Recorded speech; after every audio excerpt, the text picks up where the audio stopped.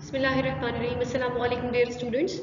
We are going to continue our chapter number 2, lecture number 3 of the three states of matter. ठीक है, इस chapter को हम continue कर रहे हैं। सॉलिड स्टेट करेंगे आज, ठीक है। लिक्विड स्टेट और गैशियस स्टेट हम लोग कर चुके हैं, उनकी प्रॉपर्टीज भी हम लोग डिस्कस कर चुके हैं। तो आज जो है वो हम स्टार्ट करते हैं अपने सॉलिड स्टेट के बारे में। सबसे पहले इसकी डेफिनेशन देख लीजिए। A solid state of matter in which atoms, molecules and ions are held together by strong attractive forces। यानी कि एक ऐसा फेज या एक ऐसा स्टेट मैटर क्या है, कोई भी मास ऑक्यूपाई करने वाली चीज को, स्पेस ऑक्यूपाई करने वाली चीज को आप मैटर कहते हो, ठीक है। तो ऐसा सॉलिड स्टेट किसी भी मैटर का जिसमें एटम्स हो, चाहे मॉलिक्यूल्स हो, चाहे आयंस हो, आर हेल्ड टुगेदर, वो इस तरह से एक दूसरे के साथ स्ट्रॉन्ग अट्रैक्टिव फोर्सेस के साथ जुड़े हुए हो due to the intermolecular forces, और इनके दरमियान क्या मौजूद हो, इंटरमॉलिक्यूलर फोर्सेस मौजूद हो, स्ट्रॉन्ग इंटरमॉलिक्यूलर फोर्सेस हो। Solids can not move, they possess some vibrational energy. Solid एक जगह से दूसरी जगह इस तरह से मूव उनके मॉलिक्यूल्स नहीं कर पाते। ये सिर्फ क्या कर सकते हैं, इनके अंदर सिर्फ वाइब्रेशनल एनर्जी क्रिएट हो सकती है, नियर टू जीरो, वो भी बहुत कम, ठीक है।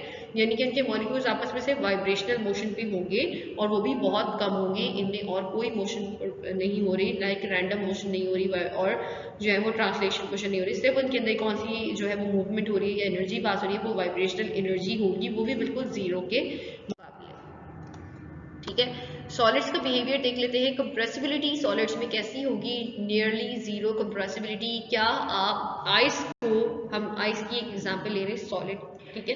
क्या आप आइस को कंप्रेस कर सकते हो, क्या उसकी शेप को आप चेंज कर सकते हो? वो टूट जाएगी लेकिन वो अपनी शेप से चेंज नहीं होगी, ठीक है। तो आइस आ गया। इसके अलावा आपके पास ग्लास वगैरह है, कहीं आपने अगर ट्राई किया हो तो ग्लास को आप कंप्रेस कर सकते हो, नहीं कर सकते। अगर करोगे भी तो ग्लास टूट जाएगा, लेकिन क्या उसकी शेप इस तरह से चपटी होगी या वो दबेगा साइज में? नहीं दबेगा। रबर है, रबर को आप प्रेस करते हो वो दब जाती है, लेकिन अगर आप सॉलिड किसी ऐसे हार्ड मटेरियल की बात करोगे तो क्या वो दबेगा? नहीं दबेगा, ठीक है। According to the kinetic molecular theory के मुताबिक they are tightly bound together, they are, ये kinetic molecular theory कहती है कि सॉलिड्स जो है वो आपस में बहुत ही ज़्यादा टाइटली पैक्ड होते हैं, टाइटली बाउंड होते हैं, क्योंकि उनके मॉलिक्यूल्स के दरमियान इंटरमॉलिक्यूलर फोर्सेस बहुत ज़्यादा होती हैं। Is that only slightly space is left, और बहुत थोड़ी सी स्पेस उनमें मौजूद होती है। Hence density of the solids is much higher, और इसी वजह से क्या होता है कि इनके दरमियान स्पेसेस कम होती हैं, ठीक है। तो स्पेसेस कम होने की वजह से वो मॉलिक्यूल जो होता है उसकी डेंसिटी जो होती है वो ज़्यादा होना शुरू होती है, भारी हो जाता है, क्योंकि मॉलिक्यूल जो है वो बहुत ज़्यादा पैक्ड है, ठीक है। उनके दरमियान किसी किस्म की कोई स्पेस ही मौजूद नहीं है और वो मॉलिक्यूल जो है वो डेंसर हो गया है। Density of the solid is much higher than gases and liquid. अब अच्छा, गैसेस और लिक्विड की बात करते हैं। कोई भी ऐसी चीज़ अगर मैं लिक्विड की सतह पे रखूँ, सही, जैसे मैंने अगर ऑयल का ड्रॉप डाला है तो क्या वो पानी के अंदर डूब रहा है? या कोई भी ऐसी लिक्विड की चीज़ डालूंगी तो वो ज़्यादा, जैसे मैं अगर पानी के अंदर इंक डाल देती हूँ तो मेरी जो इंक पानी के अंदर मूव कर रही है वो ज़्यादा स्पीडली मूव करेगी, या अगर मैं पानी के अंदर कोई भी जैसे कील वगैरह डाल दूँ तो कील ज़्यादा जल्दी जाएगी एज़ कम्पेयर टू लिक्विड। तो इसीलिए क्योंकि उसकी डेंसिटी ज़्यादा होती है, वो साइज में भी बड़ा है, और जो है वो डेंसिटी ज़्यादा होने की वजह से वो जो है वो हायर हो जाएगा, ठीक है। उसकी डेंसिटी हायर है क्योंकि उनके दरमियान स्पेसेस बहुत कम है। So they can withstand considerable external stress. तो ये क्या कर सकते हैं, किसी भी स्ट्रेस के जो है वो मुकाबले, अगर कोई इसके ऊपर स्ट्रेस अप्लाई किया जाता है सॉलिड्स के ऊपर, तो ये उसके सामने रेजिस्ट कर सकते हैं। अगर मैं लिक्विड के ऊपर करूँगी तो वो क्या हो जाएगा, इधर उधर से स्प्रेड होकर निकल जाएगा, ठीक है। लेकिन वो क्या होगा, उसके ऊपर कोई फर्क नहीं, उसके ऊपर ज़्यादा फर्क पड़ेगा और वो इधर उधर फैल जाएगा। लेकिन अगर मैं बात करूँ सॉलिड के लिए, तो सॉलिड के ऊपर क्या फ़र्क पड़ेगा, सॉलिड को अगर हम स्ट्रेस करवाते हैं, दबाते हैं, किसी चीज़ से स्ट्रेस डालते हैं, तो क्या होगा, वो आपके पास जो है वो अपनी शेप चेंज नहीं करेगा, इसलिए उनके सामने वो रेजिस्ट कर सकता है इजीली। उसके बाद ये आपके पास आ गया कुछ सॉलिड की बताए हैं कि यहाँ पर इनके दरमियान बहुत ही ज़्यादा जो है वो टाइटली पैक्ड होते हैं ये मॉलिक्यूल्स, और इनके दरमियान कोई भी स्पेसेस इतनी ज़्यादा मौजूद नहीं होती। इन लेस स्पेसेस की वजह से इनके मॉलिक्यूल्स डेंसर होते हैं। डिफॉर्मिटी का मतलब क्या होता है? Solids are deformed and shattered at high temperature. Deform का मतलब टूट जाना, ठीक है, और शैटर्ड भी इसी को कह रहे हैं कि भी ब्रेक हो जाए कि जब हम उसके ऊपर बहुत ही ज़्यादा हाई प्रेशर अप्लाई करेंगे तो सॉलिड्स जो है वो अपनी शेप डिफॉर्म कर लेंगे, यानी कि वो टूटना शुरू हो जाएंगे। This is because when some particles are dislocated the force of attraction is so strong that the rearranged atoms are held equally well to their new neighbors। कि वो मॉलिक्यूल्स इस तरह से ज्वाइंट हुए होते हैं कि जब हम उसके इस तरह से जो है वो मॉलिक्यूल्स आपस में ज्वाइंट हुए हैं कि जब हम उसके ऊपर फोर्स अप्लाई करते हैं तो वो मॉलिक्यूल इस तरह से निकल जाते हैं, तो उनकी शेप जो है वो डिस्टर्ब हो जाती है। लाइक अगर ये एक मॉलिक्यूल है, एक क्लीवेज प्लेन है, क्लीवेज प्लेन का क्या मतलब है? वो एक बहुत ही ज़्यादा फॉर्म तरीके में रखे हुए हैं, कोई प्रॉब्लम नहीं है, कुछ नहीं है। लेकिन जैसे ही फोर्स अप्लाई की जाती है तो क्या होगा, ये लेयर्स आपस में इनके दरमियान जो है वो फोर्स ऑफ अट्रैक्शन तो बहुत है, तो अब जब अट्रैक्शन इनकी है तो वो मॉलिक्यूल्स को तोड़ने नहीं दे रही है, मॉलिक्यूल्स को इधर उधर नहीं जाने रही। लेकिन जब ज़्यादा हाई प्रेशर अप्लाई किया जा रहा है तो ये क्या हो रहा है, ये लेयर्स आपस में जो है वो क्रॉस कर रही है एक दूसरे को, ठीक है। क्यों? क्योंकि जो है वो आपस में इनकी डिसलोकेशन हो रही है। हाई प्रेशर पे वो जो बॉल्स हैं ये आपस में डिसलोकेट कर रही है, और डिसलोकेट करने की वजह से आप एक चीज़ देख लोगे, जब जैसे ही ये लेयर्स डिसलोकेट हो जाएंगी तो पॉजिटिव जो साइड्स हैं वो क्या करेंगी, देखो दोनों साइड सेम सेम हो गई। ये पिंक जो है वो बॉल पिंक के ऊपर आ गई, ब्लू बॉल जो है वो ब्लू पे है, और पिंक बॉल पिंक पे है। तो जो सेम चीज़ें होती हैं वो एक दूसरे को क्या करना शुरू करती हैं, रिपेल्शन करती हैं या एक दूसरे को रिपेल करती हैं। तो फिर वो क्या होता है, मॉलिक्यूल्स एक दूसरे से हट जाते हैं, और वो मॉलिक्यूल जिसके ऊपर फोर्स अप्लाई की गई है, जो सॉलिड है, वो अपनी शेप खराब कर लेता है, वो तोड़ देता है, ठीक है। तो लेकिन मॉलिक्यूल्स दब नहीं सकते, सही, मॉलिक्यूल्स दब नहीं रहे, मॉलिक्यूल डिफॉर्म हो रहे हैं, यानी मॉलिक्यूल्स की शेप ही खराब हो गई है। समझ आ रही है आप लोगों को बात? वो शेप ही बर्बाद हो जाएगी उन लोगों की, लेकिन वो क्या होंगे, दबेंगे नहीं। डिफ्यूजिबिलिटी देख लेते हैं सॉलिड्स की कैसे होती है। In terms of the kinetic molecular theory के मुताबिक there is no translation motion of molecules. अभी पीछे ये बात पढ़ चुके हो कि इसके अंदर सिर्फ वाइब्रेशन मोशन होती है और इसके अलावा इसके अंदर और कोई मोशन नहीं हो पाई जाती। अदर देन दिस, वो भी जो है वो वाइब्रेशन मोशन जो है वो बहुत नेग्लिजिबल होती है, ठीक है, in solid. But nevertheless particles are vibrating at their means position. This vibration energy is responsible for the diffusion of in solids. तो यही वाइब्रेशन एनर्जी क्या करवाती है, डिफ्यूजन कराती है सॉलिड्स के अंदर। यानी वाइब्रेशन एनर्जी क्या होगी स्टूडेंट, कि मॉलिक्यूल्स का वाइब्रेट होना, ठीक है। इनके अंदर काइनेटिक एनर्जी की डेवलपमेंट की वजह से स्लोली जो है वो क्या होंगे, मॉलिक्यूल्स वाइब्रेट होंगे, और इसी वाइब्रेशन की वजह से जो है वो इनकी सॉलिड्स के अंदर जो है वो क्या होगी, डिफ्यूजन क्रिएट हो जाएगी। जैसे पहले कुछ जो है वो एटम्स इस तरह थे, ठीक है, ए सी इस तरह से डी और ये ई, ये आपके पास इस तरह मॉलिक्यूल मौजूद है। लेकिन जब इनके दरमियान काइनेटिक एनर्जी या वाइब्रेशन एनर्जी जो है वो एक्साइट हो जाती है, काइनेटिक एनर्जी बढ़ जाती है, और वाइब्रेशन एनर्जी, काइनेटिक एनर्जी की वजह से वाइब्रेशन एनर्जी इंक्रीज होती है, तो क्या होता है कि अब देखो इनकी पोजीशन अंदर चेंज होना शुरू हो गई। तो जो डिफ्यूजन होती है, मॉलिक्यूल्स का डिफ्यूज होना, यानी कि अंदर ही अंदर इनके मॉलिक्यूल्स की जो पोजीशन चेंज हो रही है, डिफ्यूजन हो रही है, वो किसकी वजह से हो रही है, वो वाइब्रेशन एनर्जी की वजह से हो रही है। मॉलिक्यूल्स की वाइब्रेशन की वजह से इनकी जो है वो पोजीशन अंदर चेंज हो रही है। लाइक दिस, अगर ये है ब्लू मॉलिक्यूल, अभी ये बिल्कुल अपनी पोजीशन पे है, वाइब्रेशन एनर्जी थोड़ी देर के बाद मॉलिक्यूल्स के अंदर जो होगी वो इस तरह से इसकी शेप के अंदर जो है वो मॉलिक्यूल्स के अंदर चेंजेस आना शुरू हो जाए। मेल्टिंग कैसे होती है, solids on heating melts at a particular temperature. जब हम सॉलिड्स को हीट करते हैं तो वो एक पर्टिकुलर टेम्परेचर के ऊपर ही मेल्ट होंगी। यानी कि अगर मैं बात करती हूँ आइस का, तो आइस भी जो है वो एक पर्टिकुलर टेम्परेचर पे मेल्ट होना शुरू होती है। इसके अलावा बाकी डिफरेंट चीज़ें भी, अगर हम लोहे को मेल्ट करना चाहते हैं तो वो भी एक सर्टेन टेम्परेचर के ऊपर मेल्ट होगी, ठीक है। अपने रूम टेम्परेचर पे तो लोहा मेल्ट नहीं हो जाएगा ना, उसे एक पर्टिकुलर टेम्परेचर प्रोवाइड किया जाएगा जिसपे वो क्या करेगा, मेल्टिंग शुरू करेगा। तो सॉलिड्स जो है वो एक पर्टिकुलर टेम्परेचर के ऊपर अपनी मेल्टिंग स्टार्ट करते हैं। In terms of the kinetic molecular theory, when solids are heated, जब सॉलिड को हीट किया जाता है, vibrational energy of their particles also increases. तो जब क्या होता है, जब इनको हीट प्रोवाइड की जाती है स्टूडेंट्स, तो इनके दरमियान जो पार्टिकल्स के दरमियान जो काइनेटिक एनर्जी है वो बढ़ने की वजह से इनके वाइब्रेशन इंक्रीज हो जाती है, ठीक है। मॉलिक्यूल्स जो है वो बहुत ही ज़्यादा कोलाइड करते हैं, वाइब्रेट कर रहे होते हैं, जिनकी वजह से उनकी वाइब्रेशन एनर्जी इंक्रीज हो जाती है। लाइक दिस, अब ये सॉलिड है आपके पास, इसका जो है वो कंटिन्यूसली टेम्परेचर इंक्रीज हो रहा है, तो इनकी कोलिजन की वजह से देखो कि जो आपके पास वाइब्रेशन एनर्जी है मॉलिक्यूल्स की बढ़ने की वजह से, पूरे मॉलिक्यूल के अंदर डिस्टर्बेंस होने की वजह से क्या होगा, इसमें मेल्टिंग क्रिएट हो जाएगी, वाइब्रेशन एनर्जी बढ़ जाएगी, और जो है वो position of the solid change हो जाएगी। सब्लिमेशन क्या है आप लोगों के पास, there is some solid substances as camphor, iodine and solid carbon dioxide. ये कुछ आपके पास जो है वो सब्सटेंसेस के नाम दिए गए हैं, नेफ्थलीन वगैरह, which change directly to vapour, और जो किसमें डायरेक्टली चेंज हो जाते हैं, वेपर्स के अंदर चेंज हो जाते हैं जब उनको हीट किया जाता है। तो ये जो सॉलिड के सब्सटेंसेस हैं, यानी सॉलिड का डायरेक्टली वेपर्स में चेंज हो जाना सब्लिमेशन कहलाता है, ठीक है। ऑन हीटिंग, जब किसी की भी जो है वो सॉलिड को, किसी भी सॉलिड को, स्पेशली किन किन के नाम दिए गए हैं, camphor, iodine, solid carbon dioxide, naphthalene, अगर इनके सॉलिड्स को हीट किया जाए और वो किस में कन्वर्ट हो जाए, लिक्विड फेज में जाने से पहले, क्योंकि पता है ना आइस की एक एग्जाम्पल लो तो आइस बर्फ बनी हुई है सॉलिड में, फिर वो पहले पानी में कन्वर्ट होगी, देन वो वेपर्स में कन्वर्ट होगी, तो एक फर्दर प्रोसीजर के थ्रू काम होता है। लेकिन जब सॉलिड डायरेक्टली वेपर्स में कन्वर्ट हो रहा है तो हम इसे क्या कहते हैं, सब्लिमेशन का प्रोसेस कहते हैं। और इस प्रोसेस के लिक्विड फेज में जाने से पहले ये वेपर्स में कन्वर्ट हो जाए। इन terms of the kinetic molecular theory के मुताबिक the intermolecular forces in such solid is less than ordinary solid. तो इन सॉलिड्स के दरमियान क्या होता है, इंटरमॉलिक्यूलर फोर्सेस बहुत कम होती हैं as compare to the different solids या ordinary solids. Hence high energy molecules at solid surfaces overcome the attractive forces.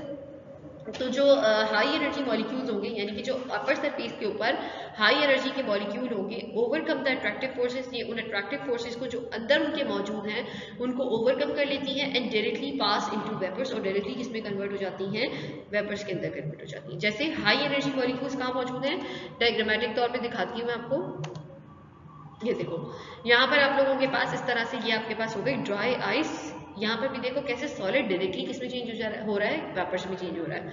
ये नेफ्थलीन या कैम्फोर का पाउडर है, ये यहाँ पर लिया गया है, ये ऑर्गेनिक कंपाउंड्स हैं। इनको इस तरह से जो है वो वेपर्स में फनल लगाकर चेंज किया जाता है। ये सॉलिड को डायरेक्टली हीट किया जाता है और ये किसमें, फनल में वेपर्स बनना शुरू हो जाते हैं। तो ये लिक्विड में जाने से पहले किसमें कन्वर्ट हो रहा होता है, ये आपके पास वेपर्स में कन्वर्ट हो रहा है, ठीक है। तो ये जो एग्जाम्पल्स हो गई आपके पास तरह कि इनकी जो ऊपर वाले मॉलिक्यूल्स की एनर्जी होती है वो हायर होती है। सॉलिड सरफेसेस की जो ऊपर वाली एनर्जी, ऊपर वाले मॉलिक्यूल्स हैं उनकी एनर्जी ज़्यादा होती है, जिसकी वजह से अंदर वाले जो मॉलिक्यूल्स मौजूद हैं, जो उनके लोअर मॉलिक्यूल्स मौजूद हैं, वो उनकी अट्रैक्टिव फोर्सेस को ओवरकम कर लेते हैं, ठीक है।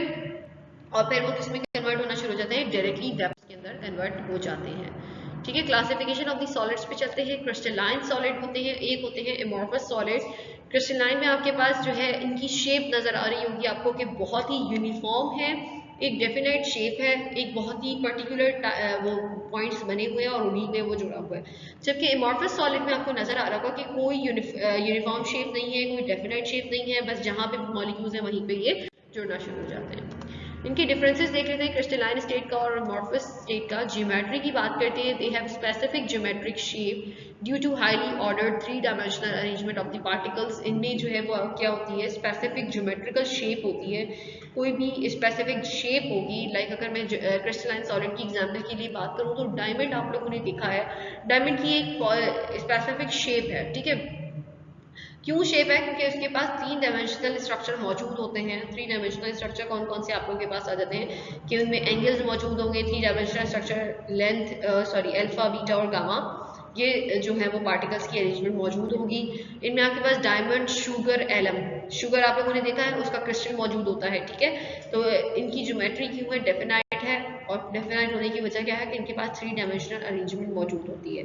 The reason for the formation of the regular pattern और क्रिस्टल्स इज दैट एटम्स और आयंस और molecules tends to arrange themselves in the position of maximum attraction और the pattern of minimum energy, sorry in the position of the minimum energy. तो इनकी वजह क्या है, ये क्यों अपने साथ जो है वो इस तरह से रखते हैं, इस पोजीशन में, इस ज्योमेट्री में वो क्यों रहते हैं। तो स्टूडेंट्स वजह ये है कि इनके मॉलिक्यूल्स, आयंस और एटम्स के दरमियान क्या है, मैक्सिमम अट्रैक्शन मौजूद होती है, ठीक है। इनके मॉलिक्यूल्स आयन में मैक्सिमम अट्रैक्शन मौजूद होने की वजह से इनका स्ट्रक्चर हार्ड होता है और मिनिमम एनर्जी हो जाती है इनकी, ठीक है। इनकी एनर्जी बहुत मिनिमम हो जाएगी और जबकि इनकी अट्रैक्शन क्या है, बहुत ही ज़्यादा हो जाती है, ठीक है। अच्छा, एमॉर्फस की तरफ चलते हैं।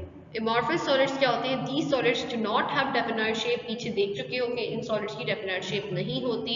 एमॉर्फस मींस विद और विदाउट फॉर्म। एमॉर्फस का मतलब क्या होता है, विदाउट फॉर्म, किसी भी फॉर्म के जो है बगैर, ठीक है। They are random and have no repetitive 3 dimensional arrangements, और इनके अंदर जो है वो 3 डायमेंशनल अरेंजमेंट मौजूद नहीं होती। तो रीज़न भी यही है कि इसमें 3 डायमेंशनल स्ट्रक्चर मौजूद होने की वजह से ये हार्ड होते हैं, इनमें 3 डायमेंशनल स्ट्रक्चर मौजूद नहीं होता, इसीलिए क्या होते हैं, विदाउट फॉर्म होते हैं और उनकी डेफिनेट शेप नहीं होती। एग्जाम्पल्स पे आ जाओ। ग्लास, प्लास्टिक्स, कहीं पर भी जो है जैसे डालोगे उन्हीं शेप में कन्वर्ट हो जाते हैं, ठीक है। तो एक प्रोसेस वाली शेप नहीं होती इसकी। अच्छा, प्लास्टिक्स, रबर वगैरह ये चीज़ें इसमें इंक्लूड की जाती हैं। If a substance is liquid, cool rapidly and the particles are unable to arrange in an orderly fashion. जैसे एक लिक्विड है, जैसे अगर हम प्लास्टिक बना रहे हो या ग्लास बना रहे हो, तो उस लिक्विड को अचानक से अगर कूल कर लिया जाए, ये जैसे ही आप लोगों ने इसको हीट किया, मेल्ट किया, फौरन से इसको कूल कर लिया, तो इसके पार्टिकल्स जो है वो किसी भी जगह पे जाकर जुड़ जाते हैं। आप लोगों ने रबड़ के पार्टिकल्स भी देखे होंगे, क्या वो उस शेप में जुड़ते हैं? नहीं, वो किसी भी जगह जिस जगह डालोगे वो वैसे ही बन जाते हैं। तो इनके पार्टिकल्स क्या होते हैं, यूनिफॉर्म नहीं होते, इन्हीं वजह से कि इनका जो है ये अरेंज ऑर्डरली अरेंज नहीं होते और ये बिखर के रह रहे होते हैं। एग्जाम्पल जो है वो ग्लास की और रबर की इसीलिए दी है। इनका मेल्टिंग पॉइंट क्या होता है क्रिस्टलाइन सॉलिड का? They have sharp melting point, this is because of strong attractive forces. इनका मेल्टिंग पॉइंट बहुत ज़्यादा होता है क्योंकि इनके दरमियान अट्रैक्टिव फोर्सेस जो है वो बहुत ज़्यादा होती हैं। और इसके अलावा अमॉर्फस में क्या मौजूद है, अमॉर्फस का जो मेल्टिंग पॉइंट है वो शार्प नहीं होता। Do not have sharp melting point because intermolecular forces are very far from place to place, और बहुत दूर दूर होते हैं, तो इसकी वजह से इनकी इंटरमोलिकुलर फोर्सेस कम होती हैं। उसके बाद क्लीवेज एंड क्लीवेज प्लेन क्या होता है? The breakage of a crystal into small crystals. एक बड़े क्रिस्टल को छोटे क्रिस्टल्स में तोड़ना, ठीक है। क्या अगर आपने देखा हो कोई छोटा क्रिस्टल लो, मतलब एक नॉर्मल साइज का क्रिस्टल हो, उसके बार बार हैमर्ड करो तो वो छोटे छोटे क्रिस्टल्स में टूट जाएगा। तो the breakage of a crystal into small crystals of identical shape, लेकिन क्रिस्टल्स की शेप क्या होनी चाहिए? एग्जैक्टली सेम होनी चाहिए सारे क्रिस्टल्स की, तो हम उसे क्या कहते हैं? क्लीवेज कहते हैं, ठीक है। The plane which contains the direction of cleavage is called cleavage plane, ठीक है। ऐसा प्लेन जिसमें जो है वो क्लीवेज की डायरेक्शन हो कि इस डायरेक्शन में आपने इसको तोड़ा है, ठीक है, एक प्लेन उनमें नुमाया हो या एक ऐसा एंगल उनमें नुमाया हो, तो हम उसे क्या कहते हैं? क्लीवेज प्लेन कहते हैं। Amorphous solids do not break down at fixed cleavage planes।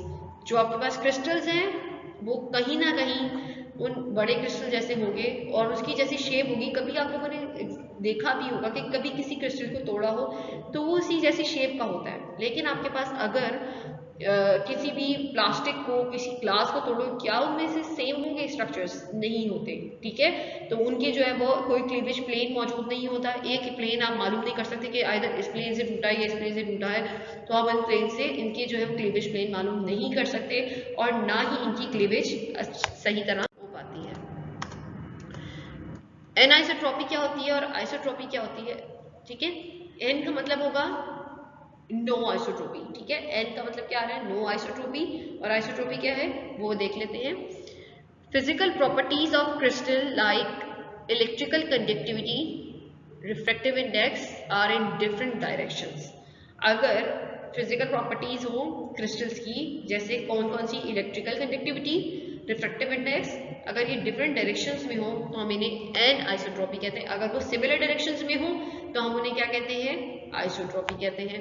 जैसे graphite can conduct electricity to its plane of layers but not perpendicular to the plane.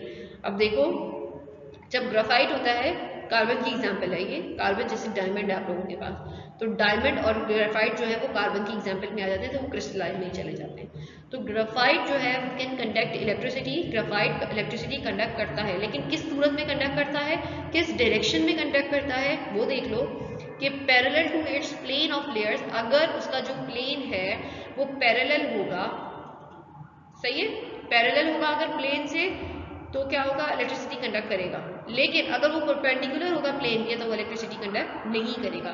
तो ऐसी प्रॉपर्टी जिसमें आप क्या करते हो, किसी भी चीज़ की फिजिकल प्रॉपर्टी हो क्रिस्टल की, उसमें आप डायरेक्शन फाइंड कर रहे हो या डायरेक्शन उसके अंदर डिफरेंट हो, तो आप उनको क्या कहते हो? एनाइसोट्रॉपी कहते हो। एग्जाम्पल के तौर पर आपको क्या दिया गया है? ग्राफाइट जो है वो इलेक्ट्रिसिटी कंडक्ट कर सकता है। किस सूरत में? जब वो पैरेलल हो प्लेन से तब, और जब वो परपेंडिकुलर होगा प्लेन से तब वो नहीं कर सकता, ठीक है। उसके बाद देखो एमॉर्फस सॉलिड में क्या होता है? They are isotropic, that is their physical properties are same in all directions.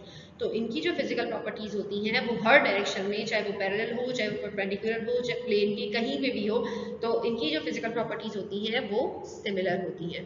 Symmetry देख लो, they possess symmetry, they rotate about an axis and their appearance does not change.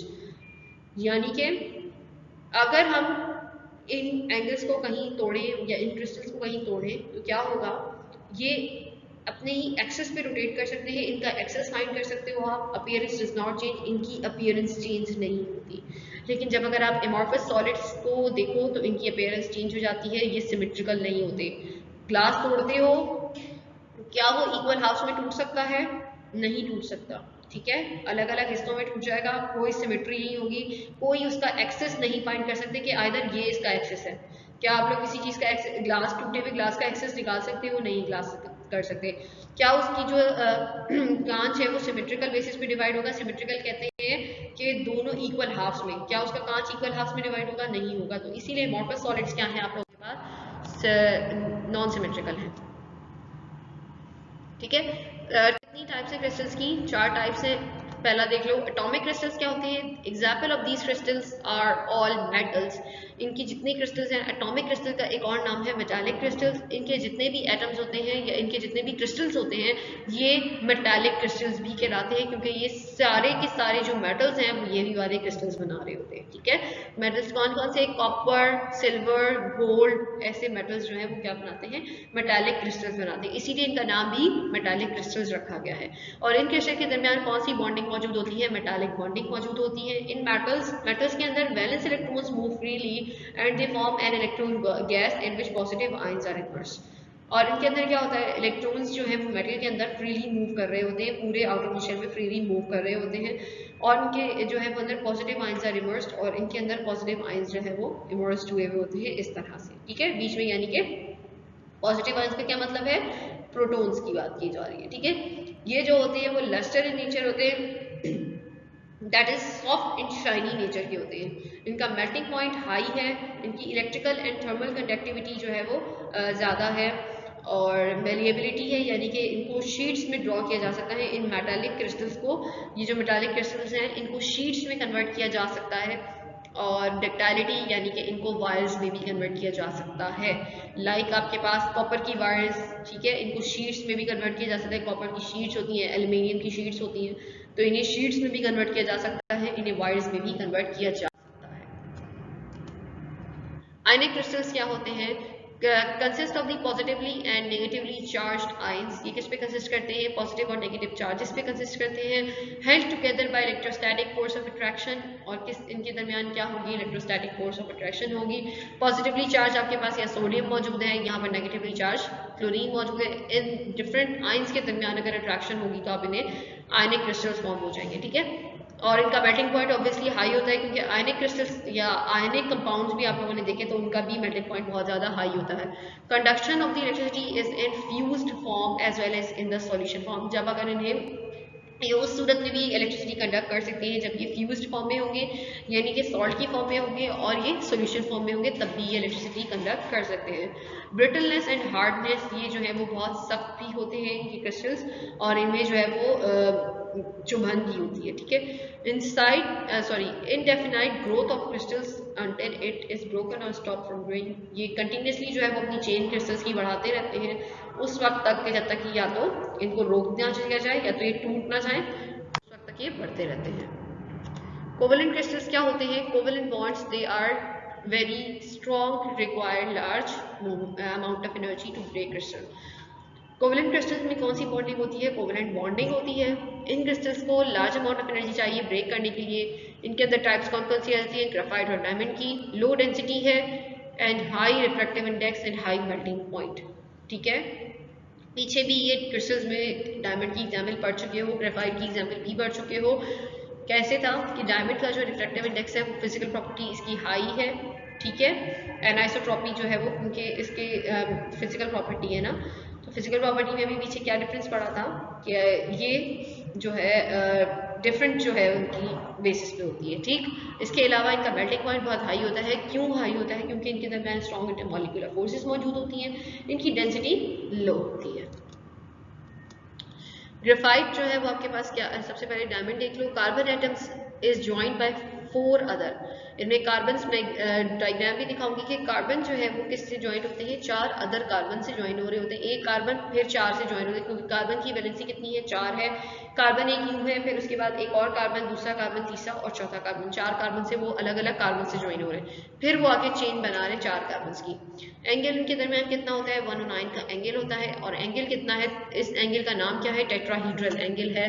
Due to the close packing of atoms diamond is very hard. इनके दरमियान बहुत ज्यादा close packing होती है, इसी वजह से इसका जो मेल्टिंग पॉइंट भी है वो भी हाई होता है, और इसका जो डायमंड का स्ट्रक्चर है वो भी हार्ड होता है। Graphite atoms is joined by the 3 other carbon atoms. इनमें डबल बॉन्ड मौजूद होता है ग्राफाइट में, और ये 3 कार्बन से ज्वाइन हो रहे थे। 3 है ना, क्योंकि कार्बन की वैलेंसी 4 है, तो ये लाजमी बात है ये किसी और जगह से डबल बॉन्डेड हुआ होगा। इसके दरमियान जो एंगल होता है वो 120 का एंगल होता है, और जो एंगल का नाम है वो हेक्सागोन है, यानी कि हेक्सागोन वाला स्ट्रक्चर बनाते हैं। हेक्सागोन यानी बेंजीन का स्ट्रक्चर, आगे देखना भी। Layers are held together by weak van der Waals forces, due to which the layers of graphite is soft. ठीक है, इनके दरमियान क्या है, वेंडरवॉल फोर्सेस मौजूद है, और वो भी कैसी है, वीक वेंडरवॉल फोर्सेस हैं। तो वीक वेंडरवॉल फोर्सेस की वजह से क्या होता है, ये आपस में एक दूसरे के ऊपर ये लेयर्स ग्राफाइट की कोलाइड कर रही होती हैं। ठीक है, ये आपस की लेयर्स जो है वो कोलाइड कर रही होती हैं, और ग्राफाइट जो है वो सॉफ्ट इन नेचर होता है। अब देख लो डायमंड का स्ट्रक्चर किस तरह से, कार्बन जो है वो ज्वाइंट हुआ हुआ है। कार्बन 4, ये हो गया बीच का एक कार्बन हो गया ये वाला, ठीक है, एक कार्बन यहाँ से अटैच है, दूसरा ये रहा, तीसरा और चौथा। ठीक है, फिर यही कार्बन एक और से भी ज्वाइंट है, 1 2 3 4, इस तरह से जो है वो डिफरेंट कार्बन से भी वो ज्वाइंट हो रहा है। समझ आ गई आप लोगों को। तो ये आपके पास कार्बन के स्ट्रक्चर हो गया। जब डायमंड का स्ट्रक्चर है कि इस तरह से कार्बन जो है वो 4 कार्बन से अटैच हुआ हुआ है। और हेक्सागोनल स्ट्रक्चर देख लो, 1 2 3, ये 3 ये एक साइड पे हो गए, और 3 एक साइड पे बॉन्ड मतलब बने हुए, तो ये हेक्सागोन का स्ट्रक्चर हो गया। ठीक है, और 3 जो है वो कार्बन से ज्वाइन हुए हुए, एक कार्बन ये रहा, बीच का मेन कार्बन ये रहा, एक इस तरफ ज्वाइंट हुआ हुआ है, दूसरा ये रहा, और तीसरा ये रहा। ठीक है, तो इस तरह से ये ज्वाइंट हुए हुए होते हैं हेक्सागोन स्ट्रक्चर में। इन्हीं लेयर्स की वजह से ये ग्रीसी हो रहे होते हैं, ये लेयर्स आपस में एक दूसरे के ऊपर कोलाइड कर रही होती हैं, और इन कोलिजन की वजह से ये एक दूसरे के ऊपर स्लाइड कर रहे होते हैं। सही। मॉलिक्यूलर क्रिस्टल्स कैसे होते हैं, such crystals are composed of the molecules. ये मॉलिक्यूल्स में कंसिस्ट करते हैं, जैसे कि ice, iodine, carbon dioxide. These molecules are held together by these forces, और ये जो होती हैं वो मॉलिक्यूलर फोर्सेस के थ्रू ही कनेक्ट होती हैं। और कौन कौन सी फोर्सेस इनके अंदर इंक्लूड की जाती हैं, hydrogen bonding and van der वाल फोर्सेस। हाइड्रोजन बॉन्डिंग क्या होती है, attraction between the partially positive hydrogen atom of one molecule and electronegative atom of the other molecule. समझ आ रही है आप लोगों को बात, कि पॉजिटिव पार्शियली पॉजिटिव एटम अगर मैं हाइड्रोजन का ले रही हूँ, हाइड्रोजन के ऊपर क्या चार्ज है, पार्शियली पॉजिटिव चार्ज है, उसके दरमियान अट्रैक्शन हो, और किसी भी इलेक्ट्रोनेगेटिव एलिमेंट के दरमियान, यानी इलेक्ट्रोनेगेटिव एलिमेंट मैं ले लेती हूँ ऑक्सीजन, तो hydrogen partially positive, oxygen partially negative, इन दोनों की अट्रैक्शन की वजह से जो बॉन्ड बनता है उसे हम कहते हैं हाइड्रोजन बॉन्डिंग कहते हैं। ठीक है, वीक वैन डर वाल फोर्सेस क्या होती हैं, attraction between the atomic nuclei of one molecule and electron of the other molecule. कि किसी एक मॉलिक्यूल का जो न्यूक्लियाई है उसके दरमियान और electron of the other molecule के दरमियान अट्रैक्शन को क्या कहते हैं, वैन डर वाल फोर्सेस कहते हैं। मैं दिखाती हूँ अभी आपको। लो मेल्टिंग पॉइंट होता है इन मॉलिक्यूल्स का, जो मॉलिक्यूलर क्रिस्टल्स हैं, इन मॉलिक्यूल्स का मेल्टिंग पॉइंट बहुत लो होता है, क्योंकि इनके दरमियान वैन डर वाल फोर्सेस बहुत स्लो होती हैं, वीक होती हैं, तो बहुत कम एनर्जी पे भी ये टूट जाते हैं। Non conductor of heat and electricity, heat और इलेक्ट्रिसिटी को कंडक्ट नहीं कर सकते। हाइड्रोजन बॉन्डिंग देख लो, ये हाइड्रोजन बॉन्डिंग है जिसमें एक आपके पास ये ऑक्सीजन लगा हुआ है, यानी इलेक्ट्रोनेगेटिव एलिमेंट है, और किसके साथ जुड़ा हुआ है, पार्शियली पॉजिटिव हाइड्रोजन के साथ जुड़ा हुआ है। ठीक है, तो इनके दरमियान क्या होती है आपके पास, यहाँ से देखो ये डॉटेड लाइन नजर आ रही है, तो ये आपके पास जो डॉटेड लाइन नजर आ रही है वो आपको क्या है, बता रहा है कि यहाँ पे हाइड्रोजन बॉन्ड बन रहा है। इनके दरमियान पार्शियली पॉजिटिव के दरमियान और पार्शियली नेगेटिव इलेक्ट्रोनेगेटिव एलिमेंट के दरमियान जो बॉन्ड बनता है इसे आप हाइड्रोजन बॉन्डिंग कहते हो। अब वैन डर वाल फोर्सेस क्या आती, न्यूक्लियस आपको नजर आ रहा है, ये पॉजिटिव चार्ज है। ठीक है, इस न्यूक्लियस की अट्रैक्शन किसके साथ हो रही है, इस इलेक्ट्रॉन के साथ हो रही है, यानी दूसरे न्यूक्लियस के दूसरे एटम के इलेक्ट्रॉन के साथ जब अट्रैक्शन होगी, यानी कि इसकी अट्रैक्शन किससे होगी, इस वाले इलेक्ट्रॉन के साथ होगी, तो हम इसे क्या कहेंगे, वीक वैन डर वाल फोर्सेस कहेंगे। आइसोमॉर्फिज्म इंशाल्लाह इस लेक्चर की जो है वो डिस्कशन हम नेक्स्ट लेक्चर में कंटिन्यू करते हैं। ठीक है, इसके आगे के जो टॉपिक्स रह गए हैं वो भी हम इसे नेक्स्ट लेक्चर में कंटिन्यू करते हैं, ठीक है। आइसोमॉर्फिज्म, पॉलीमॉर्फिज्म वगैरह और शेप्स, ठीक है। Thank you.